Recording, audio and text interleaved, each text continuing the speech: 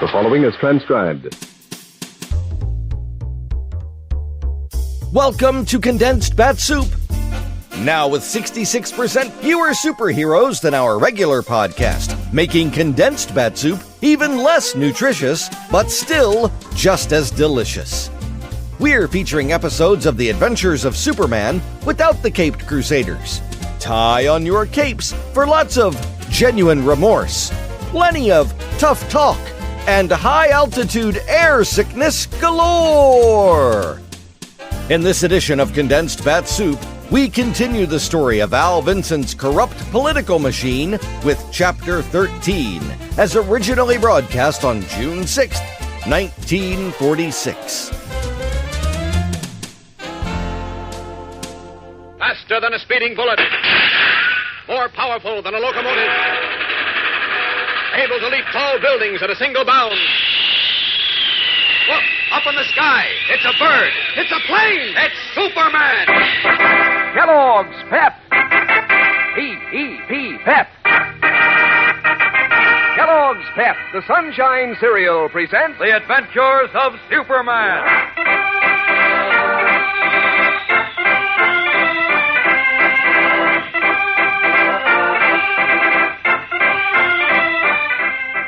Today, the escape of Lois Lane and Jimmy Olsen seems doomed to failure, even as Superman battles against time in an effort to trace them.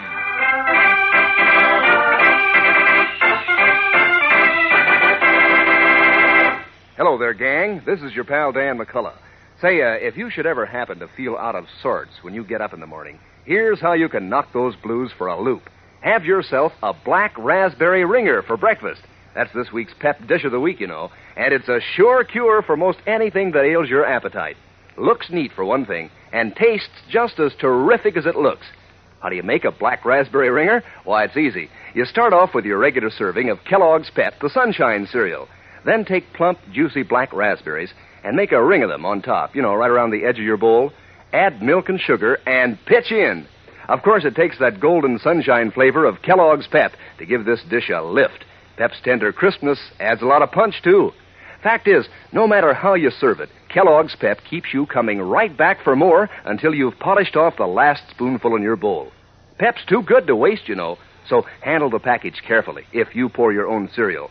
And that's particularly important nowadays when we're sending the cereal grains to fellows and girls overseas. Remember that when Mom brings Kellogg's Pep home from the grocer's. Eat all your Pep. Don't waste it. Now, The Adventures of Superman.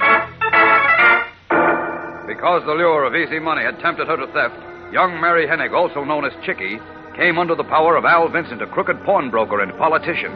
Under Vincent's orders, she wormed her way into a job on the Daily Planet and stole certain letters exposing Martin Higgins, a candidate for mayor, and Vincent's partner, as an ally of criminals. Discovered in the act of theft by Lois Lane and Jimmy Olsen, Mary and her companions knocked out the two reporters and took them to Vincent, who said they must be put out of the way. Horrified at what she had done, Mary tried to help Lois and Jimmy escape, but failed. As we continue now, Superman has finally succeeded in tracing Vincent's hideout. But even as he streaks to the shabby tenement, a black sedan, curtains drawn, is speeding away from it through the night-darkened slum streets. One of Vincent's men is at the wheel. Another, gun in hand, sits alertly beside him. On the rear seat, their hands bound behind them, are Jimmy, Lois, and the thoroughly frightened Mary Hennig. Listen. What do you think they're going to do to us, Miss Lane? I just as soon not know until we have to, Jim. I can't just sit here and not know what's going to happen to us. Look, Mary, you know these guys. Maybe if you ask them... I don't have to ask them. I know. You do? Yeah. Vincent said it's going to look like we were in an accident. An accident? What kind of an accident? The kind you don't walk away from. Leaps? You mean... Yeah. And it's all my fault. I got you into this. You sure did. Be quiet, Jim. Now, Mary. I didn't want to, Miss Lane. Honest, I didn't, but I had to. Al Vincent said I'd go to jail if I didn't. He said he'd turn me in. I wish I was dead.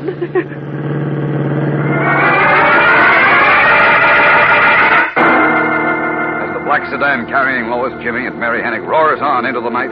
Superman has arrived at Al Vincent's tenement hideout. Resuming his guise of Clark Kent, he knocks at the door of the ground floor apartment. Good evening, Mr. Vincent. Who? Oh, you're Kent, the Daily Planet reporter. Yes, that's right. Where are Miss Lane and Jim Olsen? Who? Miss Lane and Jim Olsen, where are they? I don't know what you're talking about. I think you do. Mary Hennig was working for you when she stole the Higgins letters from our files. Miss Lane and Jim must have discovered her. I never heard of Mary Hennig, or no Higgins letters either. And I never heard of Miss Lane or Jim Olsen. Now listen, Vincent. No, you listen, Kent. You busted into my shop last night looking for kid burglars and stolen merchandise. Now you come snooping around here talking through your hat again. I'm not talking through my hat. I don't like that, see? And I don't like you. Now, beat it. I want to go to bed. Just a minute. If you've got nothing to hide, you won't mind my looking your place over, will you? No. I ain't afraid, Kent. Come on in.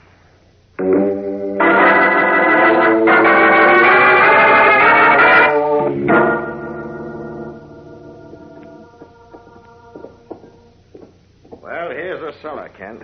Look around and see if your friends are down here. Oh, I know they're not here, Vincent. Not anymore. What do you mean, not anymore? Just what I say. They're not here now, but they were here. Who says they were? I do. And here's the proof. What's that? Take a look at it. It's a silver shoe buckle, Vincent. It's one of a pair I gave Miss Lane last Christmas, and it was lying right here in your coal bin. That proves Miss Lane was here, doesn't it? Ah, you're nuts. I don't know how that buckle got there. I can tell you how it got there. You brought Miss Lane and Jim Olsen here after they discovered Mary Hennig at the Planet office this evening. You knew they could testify that Mary was working for you and that she had stolen the evidence against your partner, Martin Higgins, the crook who wants to be mayor of Metropolis. You couldn't let them testify because that would ruin Higgins' campaign, and you, too. You got it all figured out, huh, Kent? You bet I have. So now if you Don't move, Kent. That gun won't help you. You kidding? Not at all. Now, where are Miss Lane and Jim Olsen? Where you nor nobody else will ever see them alive again. Why, you... What did you do with them? Where are they? Don't move, I said. You're a smart guy, Kent, but not smart enough. This is curtains for you, pal. Don't be a fool, Vincent. Put down that gun and talk fast. Where are Miss Lane and Jim? On their way to where you're going. That's all, brother. Oh, pleasant dreams. Now, out of these clothes. When Mr. Vincent wakes up, he's going to find himself up in the air with Superman.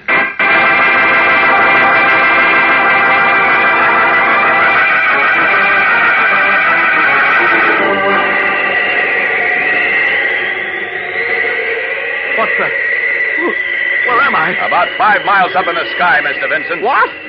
No, I'm dreaming. You think so? Here, I'll pinch you. Feel that? Oh! Still think you're dreaming? Look down. There's the Metropolis River way down there. It's a long way to fall, Vincent. How did I get up here? Hey, wait, you. Who are you? Superman. Superman? That's right. Now talk. Where are Miss Lane and Jim Olsen? I don't know, I tell you.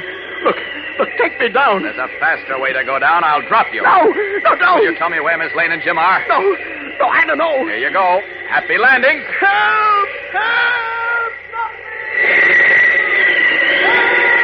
Stop me! Superman, help! There, I got you. Up we go again. Up!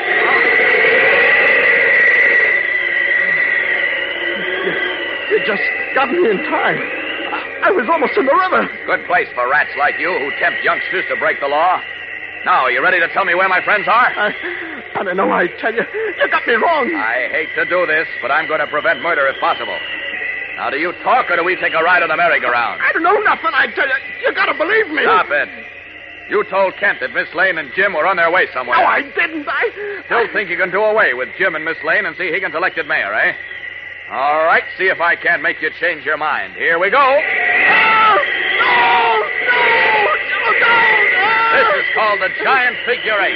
10 miles up, 10 miles down, and loop the loop. Ready to talk, Vincent? I don't know nothing, I tell you. You're the toughest cook I've seen in a long time. All right, here's where we really go to town. Hang on, Mr. Rat. Up and around we go. Stop it!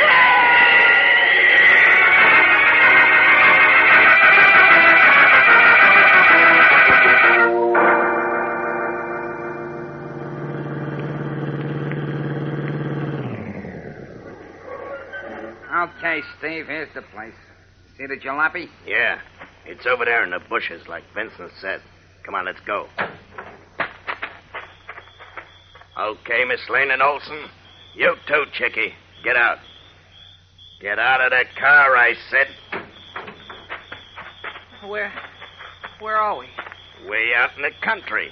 Ain't it pretty? Jeepers, it's dark. Don't be frightened, Mary. Nah, don't be scared. This ain't gonna take long. What are you gonna do? See that jalopy over there in the bushes, Olsen? Yeah, I see it. And you see the hill going down right in front of us? Uh-huh. So you three chumps are going down the hill in the jalopy, and you're gonna have a little accident. What do you mean, an accident? There's an old quarry at the bottom of the hill, Miss Lane. It's full of water and about 50 feet deep. Get John? No, you couldn't do that. Come on, Steve. Quit gabbing and get it over. Okay, let's go. We'll return in a moment for the tense climax of today's episode. So stand by. You know, in sports, they usually say that if a fellow's a good starter, he's a fast finisher, too. And believe me, gang, this applies to you. Sure, if you give your day a good start with a solid sort of breakfast, then you're pretty likely to finish up in high, too. So get hep to Kellogg's Pep, the Sunshine cereal. There's a breakfast dish that makes you want to eat hearty. Looks terrific in the first place, all golden and toasted and crisp. And Pep tastes just as good as it looks. What flavor? Keen, sparkling sunshine flavor. Sunny, delicious, come-on flavor. A toasted full wheat flavor that your appetite can really latch onto. Yes, sir, Kellogg's Pep sure is on the sunbeam when it comes to tickling your taste. Every tender spoonful has the old stuff that keeps you coming right back for more until you've polished your bowl clean as a whistle. Nobody wants to waste one flake of Kellogg's Pep. And pour it out carefully, too. That's especially important nowadays, when the cereal grains are being sent to fellows and girls overseas.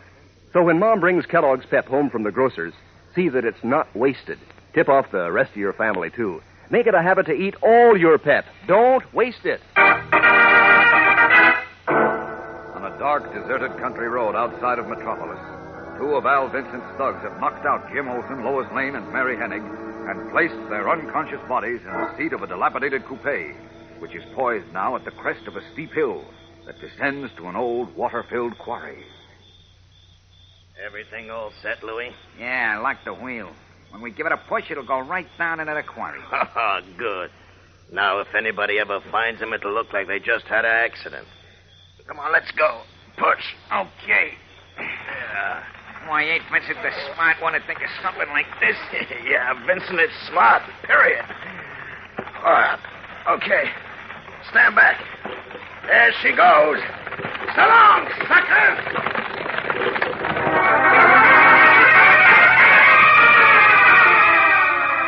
Gathering speed, the dilapidated coupe bearing the unconscious Jimmy Olsen, Lois Lane, and Mary Hennig plunges down the steep hill toward the deep, water-filled quarry. Meanwhile, several miles away in the dark sky, Superman holds the ashen-faced Al Vincent by the slack of his jacket. Talk, Vincent. Talk, or by heaven, I'll... Don't! I can't stand anymore. I'll tell you. But it's too late. Maybe not. Tell me, where are they? Nerve broken at last, Al Vincent talks as, at the same moment, the car bearing our friends nears the water-filled quarry. Can even Superman save Jimmy and Lois now, and Mary Hennig, from the trap sprung by the vicious men who profit from juvenile delinquency? Tomorrow brings the smashing climax of our story, fellows and girls. So don't miss it. Tune in, same time, same station. And remember, for breakfast, it's Kellogg's Pep. For excitement, the adventures of Superman.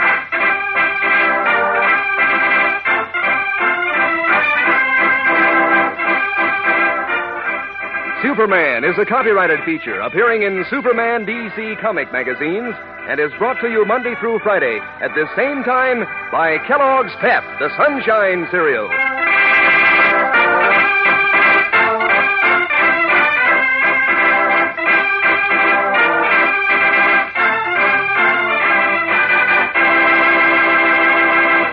You know, gang, a dog likes having his own feeding dish and his own bed.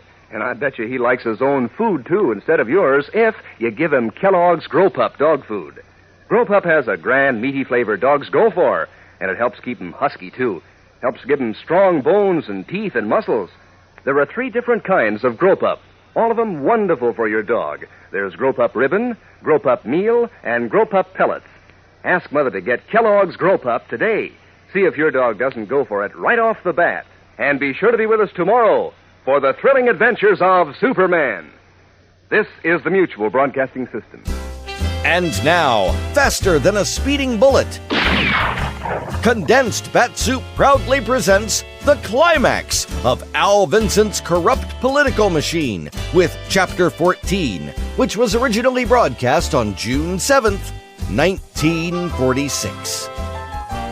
Faster than a speeding bullet, more powerful than a locomotive, able to leap tall buildings at a single bound. Look, up in the sky, it's a bird, it's a plane, it's Superman! Kellogg's Pep! P-E-P, Pep! Kellogg's Pep, the Sunshine Cereal, presents The Adventures of Superman.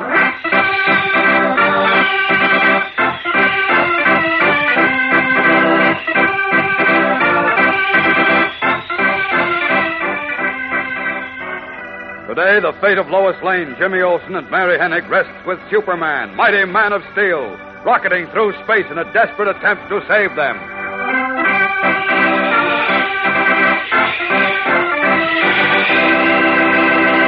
Hello there, gang. This is your pal Dan McCullough.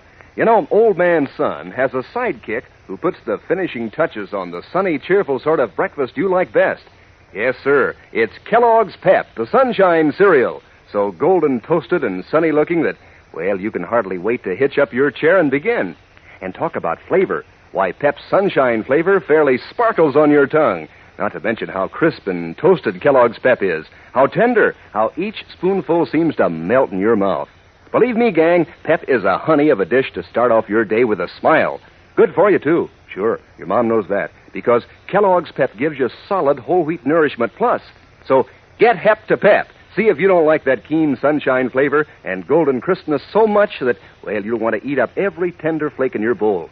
That helps avoid waste, you know. And these days it's important that we send the cereal grains to help give good nourishment to fellows and girls all over the world. Think of that when Mom brings Kellogg's Pep home from the grocer's. Don't waste it.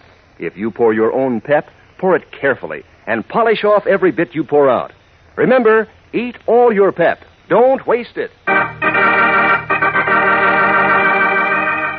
Now, the adventures of Superman.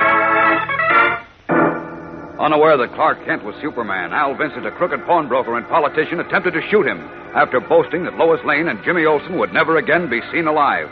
As Superman, Kent took Vincent high into the air and persuaded him to reveal his plot against the two reporters, then turned him over to the police.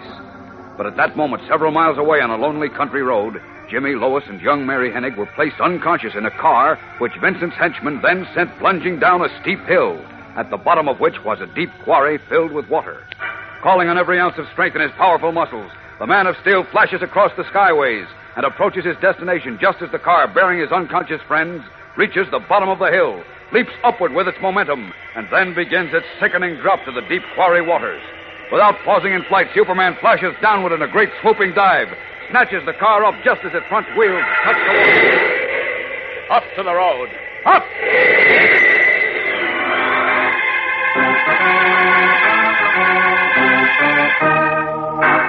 Moments later, on the grass beside the road where they had been gently placed, first Jimmy Olsen, then Lois Lane and Mary Hennig open their eyes, stare about them incredulously, and then up at the tall, smiling, red and blue-clad figure, who explains quickly what has happened.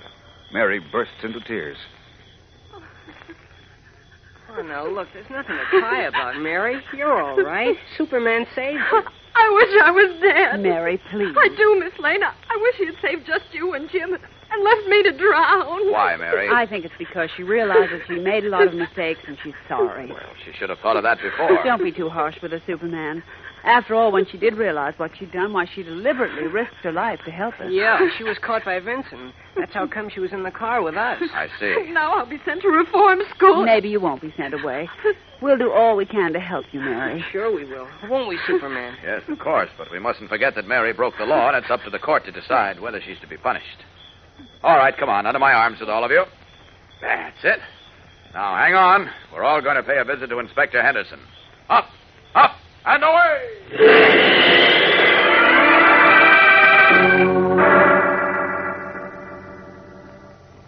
Now, Mary, you stole other things for Al Vincent before he sent you the Daily Planet for the Higgins letters, didn't you? Yes, Inspector. He showed me how to steal things from stores and tires off parked cars and stuff like that. Why did you do it, Mary? I mean, steal for Vincent. Because, well, he said I could make a lot of easy money. That's what he tells all the kids. But it ain't true. He didn't give us hardly anything for the stuff we swiped. Well, then why'd you keep on doing it? We had to, Jim. If the kid wanted to quit, Vincent's guerrillas would beat him up. And then he'd say that the next time he'd turn the kid into the cops and have him sent to reform school. Why, the dirty... Easy, Jim, easy. That's the way the Vincents in this world always trap youngsters. They tempt them with easy money, make them think it's smart to break the law. Once they get their hooks into a boy or girl, they never let go.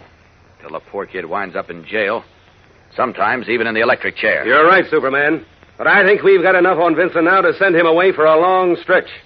Thanks to Mary's confession and to your efforts in capturing Vincent's henchmen.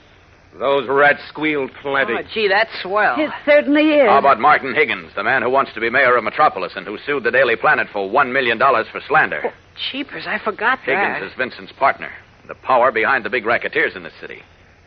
But if we can't convict him, he might win the election next week and break the Planet, too. Look, Inspector, Mary can testify that she stole the evidence from the Planet which proved that Higgins was a crook. Sure I can, and I will, too. I'm counting on that. Also, my men are checking on Higgins now.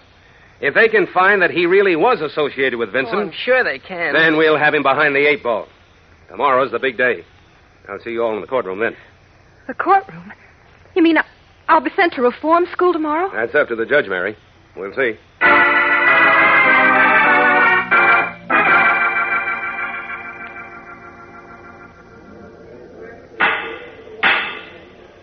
Albert Vincent and Morton Higgins, rise, please.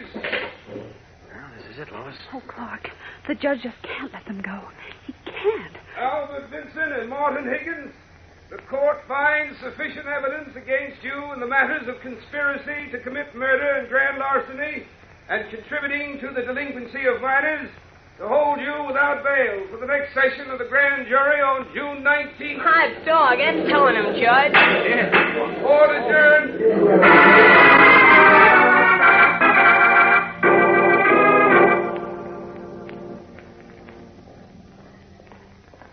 What's the matter with you, Lois? With me? What do you mean, Clark? You look so downhearted. Yeah, your chin is practically hitting your knees. Oh, well, I'm just... You should feel wonderful.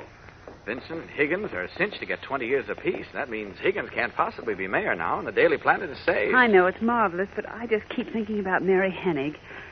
Gosh, Clark, if they send her away, it'll break her spirit and maybe kill her mother. Well, all we can do is hope for the best. Here's the juvenile court. Should be up for trial about now. Come on in.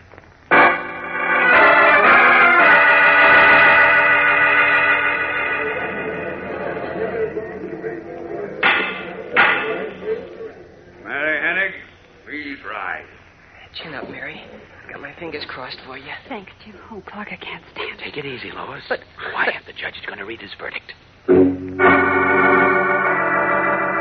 Tensely, Clark, Kent, Lois Lane, and Jimmy Olsen lean forward, their eyes riveted on the black-robed judge and on young Mary Hennig, who stands lip-trembling below him.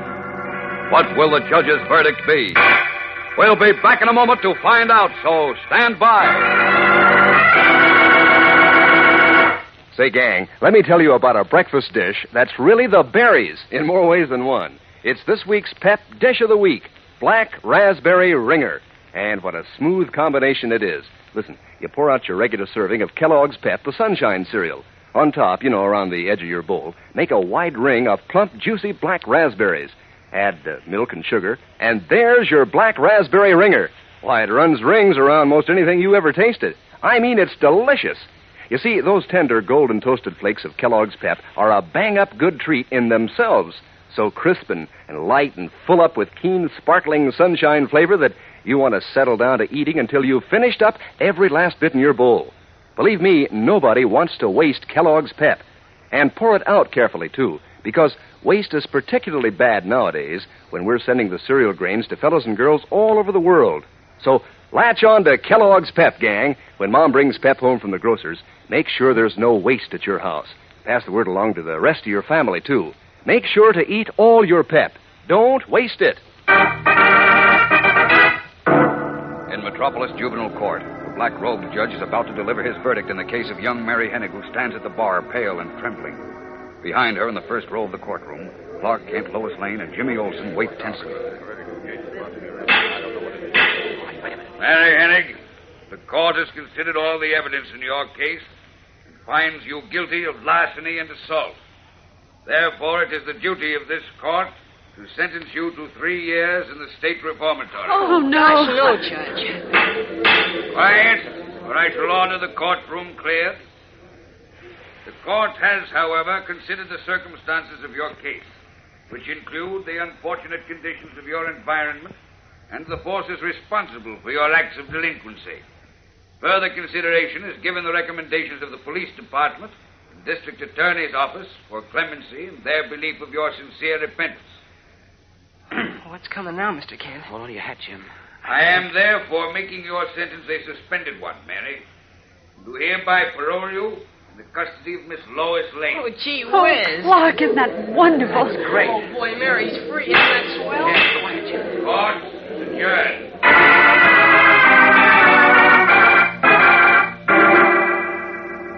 And so Mary Hennig's trial is over, and Al Vincent and Martin Higgins, the corrupt politician who dreamed of controlling the great city of Metropolis, appear bound for the penitentiary. The following week, as the votes are counted in the city's mayoralty election, we learn that Henry Marshall is elected. That day, in the Daily Planet City Room, Clark Kent, Jimmy Olsen, and Lois Lane are discussing the new mayor. Well, Lois, did you hear our new mayor, Henry Marshall, outline his program? No, I couldn't listen to the radio, Clark. I was writing the election story. Oh. What did he say? Well, he said the first thing he's going to do is sign the slum clearance bill. Oh, good. Then start tearing down those rat-trap tenements and build modern housing. And parks and playgrounds and gymnasiums for the youngsters. That's wonderful. Then those kids will have a chance to grow up to be happy American citizens. Sure. Mary, Jim, did you hear what Clark just said? I heard Mr. Marshall on the radio. Oh, so did I. Jeepers, I'm so glad Oh, boy, am I glad all this is over. Now I can get back to my baseball team. What baseball team, Jim? Gosh, don't you know, Miss Lane? The Unity House team. I'm the manager and coach. Not really. Boy, what a ball club. Terrific, if I do say so myself. My, such modesty. Yeah. Oh, well, we are, Mr. Kent. We won 6 games and only lost 1. Only lost 1? Mm-hmm. Tomorrow we're playing in the semifinals for the city championship. Good boy. If we win that and then the finals, we get to play the winners of the Middle West and California tournaments for the boys' championship of the country. Jeepers, I sure hope you win. So do I, Jim. Can Mary and I come to the game? Oh, sure. I'll get you passes. Well, sure. Get me one, too. Well, I guess everything's back to normal. We can take an interest in baseball again. Ah, you said it, Mr. Kent. All our troubles are over.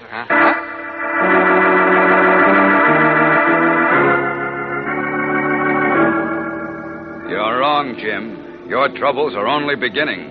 Dangerous troubles, such as even you and Clark Kent and Lois Lane have never experienced. Fellows and girls, we're beginning a brand new and exciting Superman adventure on Monday.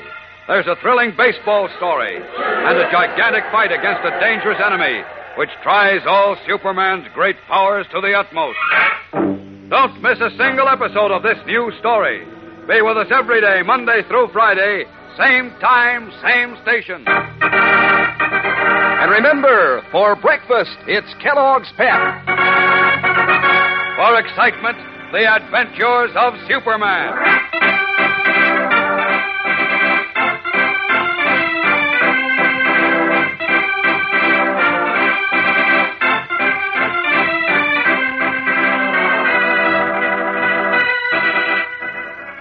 Superman is a copyrighted feature appearing in Superman DC comic magazines and is brought to you Monday through Friday at the same time by Kellogg's Pep, the Sunshine Cereal.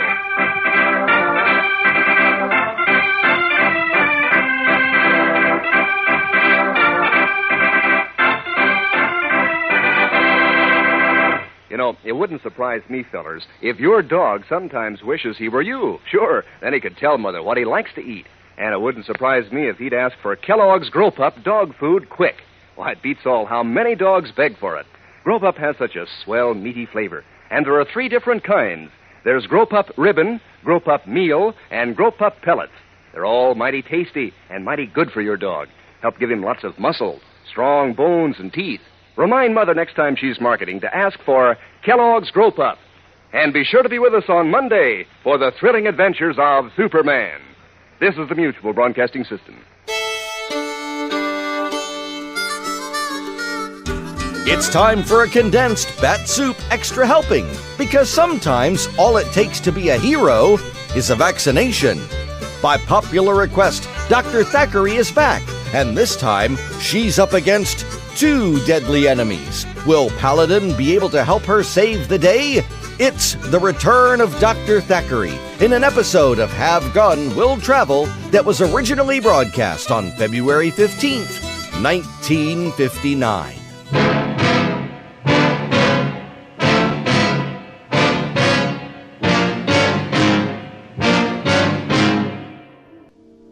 If the girl that's being held prisoner has been harmed in any way, you two men can toss coins to see which one I gunned down first.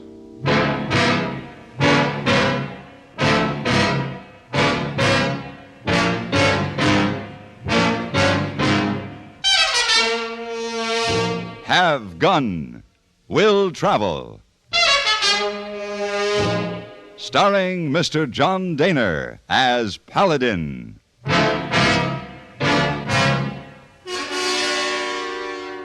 San Francisco, 1875. The Carlton Hotel, headquarters of the man called Paladin.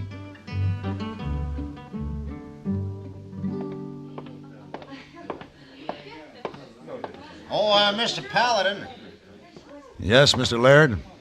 In regard to that matter we were discussing this morning, well, I've given it a little thought and, Mr. Paladin. Excuse me, Mr. Laird. Over here, hey, boy. Oh, Mr. Paladin, a telegraph message come just now for you. Here. Thank you. As I was saying, Paladin, I've given the thing some thought, and while I must admit you drive a hard bargain... Hey, boy, I want you to help me with my things. I'll be leaving. Paladin, I'm prepared to meet your terms. $3,000. I'm sorry. I've just received a better offer. A better offer? How much?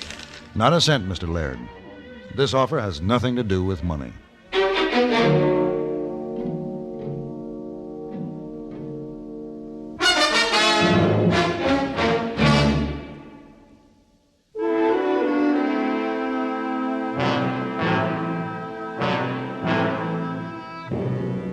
The telegram read, "Need you urgently.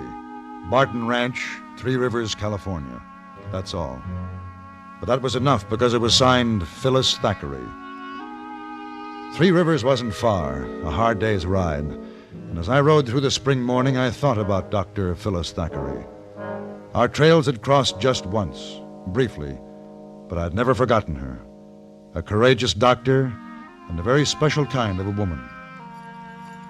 It was near sundown when I rode up to the Barton Ranch house.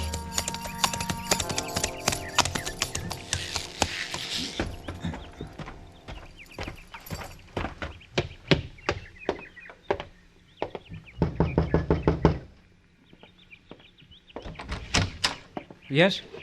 My name is Paladin. Oh, yes, come in. I'm Tom Barton. Dr. Thackeray asked me to send you the telegraph message. Where is she? We don't need you here, mister. Go on back to San Francisco. Who are you? This is my father. He owns this ranch. I'm here to see the doctor. Where is she? That telegram was a mistake. My son and I can handle things here. I want to see Dr. Thackeray, and I want to see her now. Now, wait a minute. I'll give you just that, mister. 1 minute to show me that girl. You walk into my house and get rough with me, and I'll have Now, you... Pa, there's no reason for any fuss. Mr. Paladin just wants to see the doctor. That's your way, isn't it, Tom? Back away from anything tougher than a steak. Fall over and play dead when the man tells you to. That's not true, Pa. I just don't believe in fighting when there's no fight called for. Nor at any other time. Where is the doctor? There, in the study.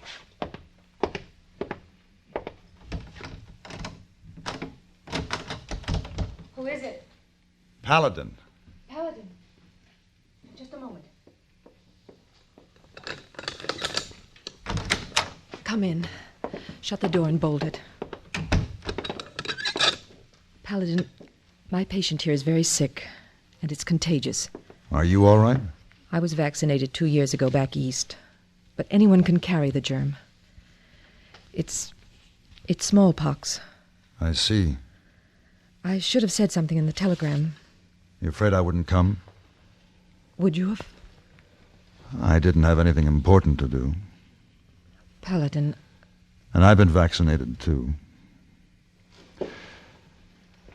Hello, Phyllis. Hello, Paladin. How long have you been here by yourself? I guess I've lost count. Any sleep? Well, You need rest. Sit down on that cot. Is that coffee hot? Yes.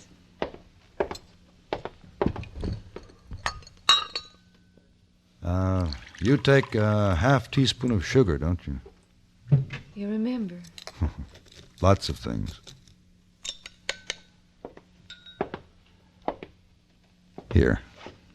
Thank you. Why did you send for me?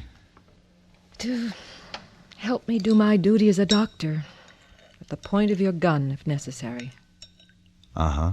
It's serious, Paladin. The man on the cot over there, Nate, was the chuck wagon cook on the roundup. They sent him back to the ranch when he got too sick to work. He could have infected every man in the outfit. I have to see that each one of them is vaccinated. Well? There's a supply of vaccine at Fort Landis, and I've sent them a telegraph message.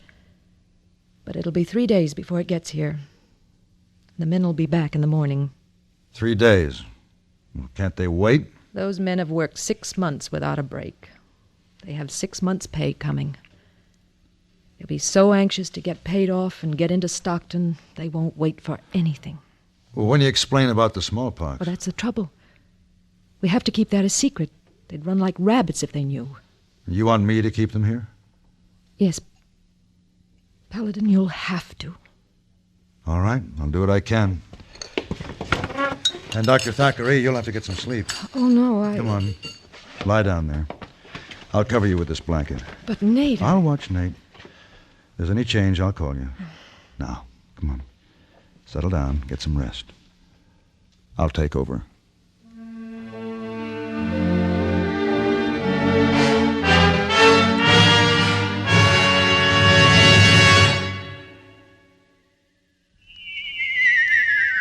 Be careful, you're going to land in a bathtub. Who's driving this flying saucer, you or me? Well, what do you see? Oh, germs. Millions and millions of germs. Sure, here on Earth, disease, germs, and viruses live in bathrooms. Wait, here comes a lady. She's putting a dash of Lysol in with those suds, and she's mopping the floor. Wow! Look at those germs and viruses drop dead. Boy, are you stupid. I thought all Martians knew that Lysol brand disinfectant kills disease, germs, and many deadly viruses on contact. Disinfects from one cleaning to the next as nothing else can. That's right. I remember my 7 grandmothers saying Lysol makes your favorite cleaner work better, including many that claim to sanitize. I'm sorry you learned to speak English by listening to commercials. And Lysol comes in regular or pine fragrance for as little as 29 cents. How much is that Martian money?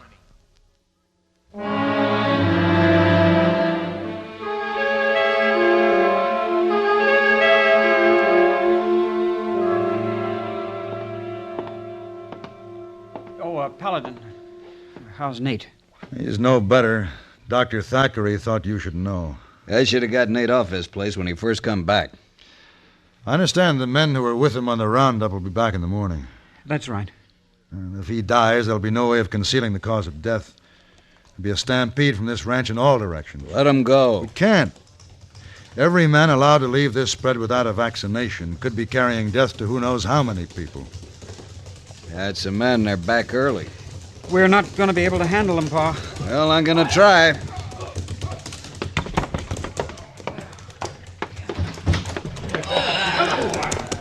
You're back early, Fred. Boys in a hurry to get paid off, Mr. Barton. We're leaving come early morning. Fred, why don't you come on in the house? Got to have a little talk before you go anyway. Sure thing. I'll be back right after I get things put straight. You just get our pay ready meanwhile. Come on, fellas.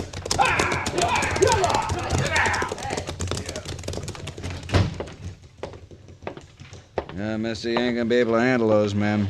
Look, they work for you. Which of you is going to give the orders to keep them here? I didn't ask for this fuss. Tom? Well, Fred Cooley's the range boss. It'd be a waste of breath talking to him. He'll do what he wants. No, he won't. He'll do what he's made to do. What you tell him to do, Tom.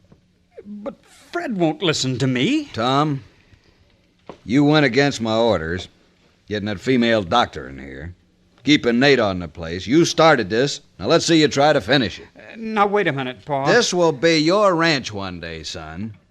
You ought to be running it now. He's right, Tom. Sooner or later, whoever is foreman will have to start taking orders from you.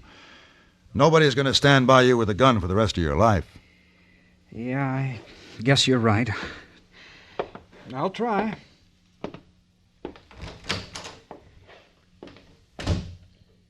I hope he does it. He wasn't such a weakling. Tom will be all right. He's got no gumption. You gotta fight, Paladin. Talk's no good. Barton, I've let my gun speak for me too many times. Believe me, words are better. We'll see. Hours passed, and Phyllis slept fitfully while I sat watching the sick man. The false dawn was just beginning to break when I heard the men coming up from the bunkhouse.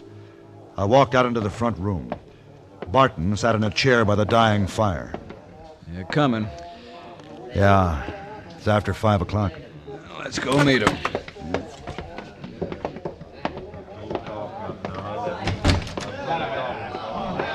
Well, boys? Mr. Barton, what about this here talk of Tom's? I think you ought to apologize. Steve Pauly here thinks Tom was serious about our not getting paid off this morning. Yeah, they ought to apologize. Steve, just simmer down. Now, I said Tom was funning with us. Who was right, Mr. Barton, me or Steve? Where's Tom? What about our money, Mr. Barton? We want it now, don't we, boys? We sure do. And that's how it'll be. There's a strong box in your study, Mr. Barton. You get our money out and ready now. We're riding out sunup. Cooley, you're talking to me now, not my son. I know who I'm talking to. Now, wait a minute. I ain't waiting, not at all. Either you open that safe or we break it open right now. You step up onto this porch, I'll put a bullet in you. Well? You can't shoot us all, Mr. Barton. And that money is due. He said you're not going in there. What's your business here, mister? I'm just helping a friend. All right. Sunup's in an hour. Gonna take me that hour to gather my gear together. Then I'm coming right back here for my pay and riding out. Don't try to stop me. It's up to you. You know something, mister? You're right. It is up to us. Now, hold on, Steve. I ain't gonna hold on for nobody. I don't figure to wait until sunup. Don't be a fool. He's not hurt bad. A couple of you men get him back to the bunkhouse and take care of that arm. We'll do just that, mister. And then we'll be back.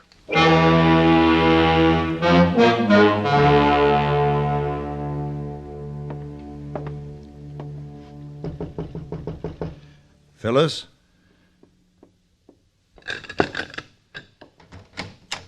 Paladin, come in. I heard shots. That's all right. How's your patient? His pulse is steadier. Fever's no better, though. If he can only make it until daylight, he'll have a chance. More quinine? Not for a while. Is there anything I can do for you, then? Yes. Talk to me. Keep me awake. Talk to you? That's not so easy anymore. You've never had any trouble finding words.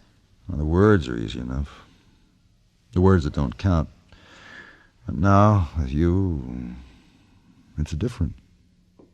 Is it, Paladin? It's because we're the kind of people we are.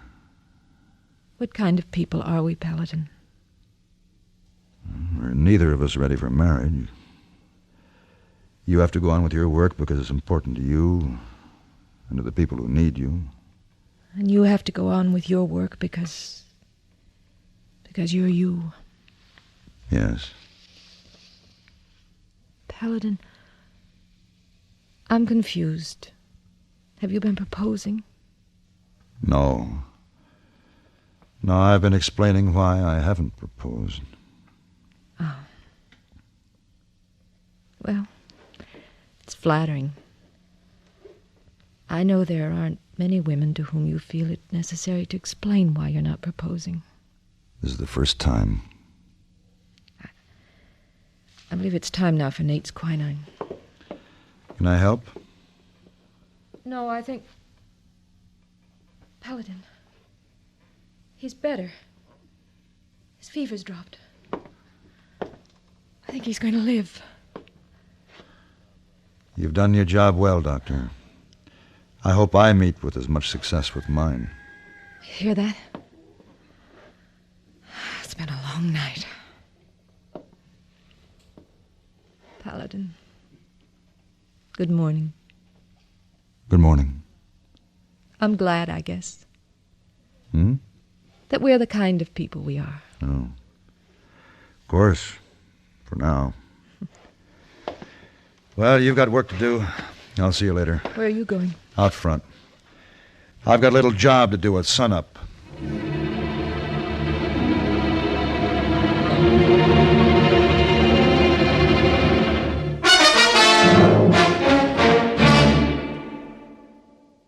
Like to listen while you work?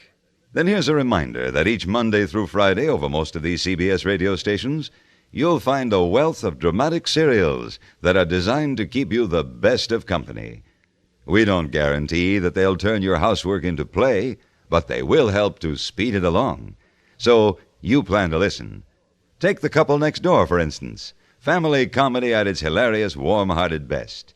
You can be sure of one chuckle after another as you listen to the daffy diary of Mr. and Mrs. Piper and their small brood. The Pipers are prone to a peck of pretty pickles, which means for you a peck of smiles. You'll enjoy hearing such long-time favorites as The Couple Next Door, The Romance of Helen Trent, Right to Happiness, Ma Perkins, The Second Mrs. Burton, Young Dr. Malone, and Whispering Streets. Each Monday through Friday, make it a point to keep your dial set for CBS Radio and first-rate daytime dramatic entertainment.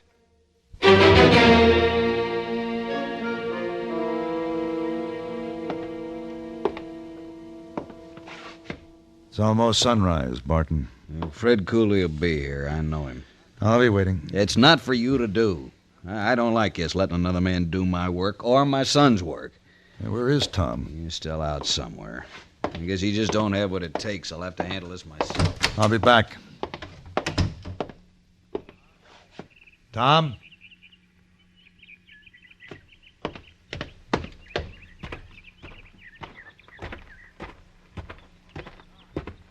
Tom! Over here, Paladin.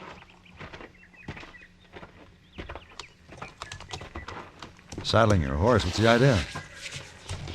I guess you might say I'm figuring to run out. Oh? Paul's right. I can't face up to a fight. I tried to talk to the men. I did the best I could. I know you did, and what's more, you probably did as well as anyone could. But I failed. Tom, there's a rifle hanging on the wall in your house there. It's a symbol of an unfortunate truth. Sometimes talk has to be backed up with action. Pa don't think too much of me. He thinks you're a weakling, and he'll be sure of it if you run away. Your father's trying to give you a chance to prove yourself. This is going to be your ranch, Tom. Don't quit it. Paladin! Tom! Yeah, Pa? Dr. Thackeray, she's hurt. Come on.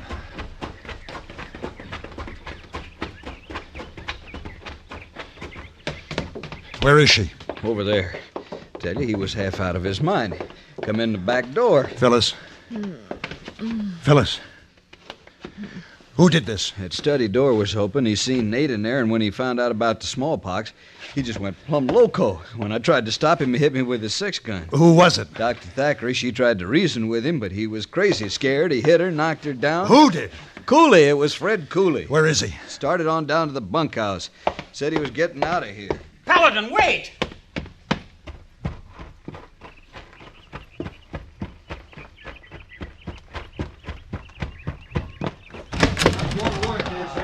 Cooley! Go away, Paladin. I'm leaving this place fast. Not now.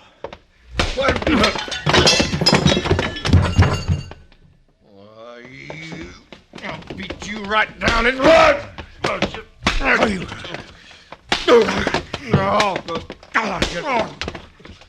Paladin, you're killing him! Paladin, That's enough, Paladin. I'm telling you. And this rifle's going to back up my words. It's one thing to shoot a man, another to beat him to death.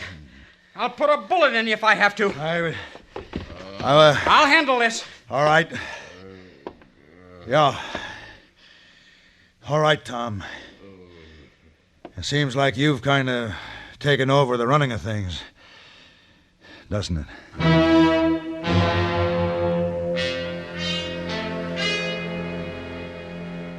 3 days later, the courier from Fort Landis arrived with the vaccine. With his newfound authority, Tom had no trouble keeping the men in line. The iron hand in the velvet glove on a rifle butt. Are the men ready, Paladin? As soon as you are, Doctor, they're lined up outside. Their sleeves rolled up? Mm-hmm.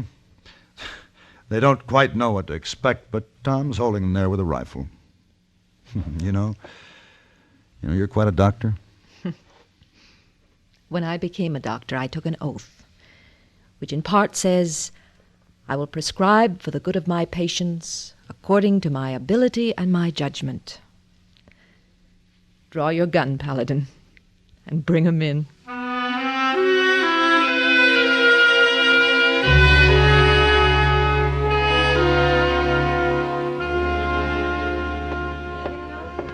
Oh, Mr. Paladin, so happy to see you back. Stay there, hey boy. Keep your distance. What? Keep your distance. Something the matter, Mr. Paladin? Faulty memory, that's all. If anyone asks for me, I'll be back in half an hour. Oh, yes, Mr. Paladin. But where are you going? I have an appointment to get a vaccination.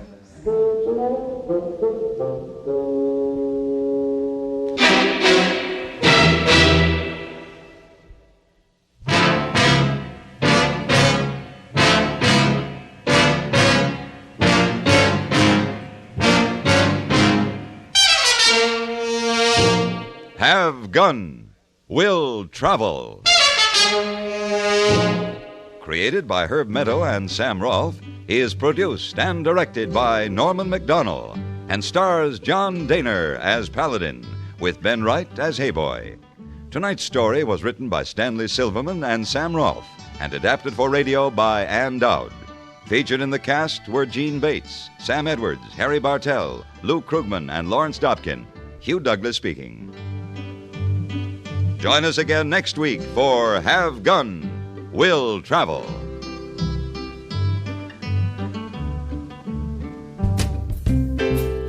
That wraps up this episode of Condensed Bat-Supe, featuring the exciting climax of Al Vincent's corrupt political machine from The Adventures of Superman. Thank you so much for listening. Be sure to tell your friends to subscribe to Bat-Supe on their favorite podcatcher. We can also be found on YouTube and Facebook. We'll see you next time for another exciting edition of Condensed Bat-Supe as, in addition to another fine extra helping, we present the next chapter of the Unity House stories, perhaps the most consequential and important Superman story of all time. Until then, up, and away! Fellas and girls, our President Truman has given this week a special name, Brotherhood Week. And that name has a special meaning for every one of us. You know, our weapon that helped most to win the war was the spirit of unity. Everybody pitched in and cooperated with everybody else like brothers. Nowadays, that same spirit is just as important to help keep our country the kind we want to grow up in. Actually, hate hurts no one but ourselves. But tolerance, the attitude of looking for the good that's in every person, regardless of race, creed, or national background, can help a lot to make each one of us really strong in character and to make our whole nation strong. So let's go all out for real, honest-to-goodness teamwork. That will help make America greater than ever before.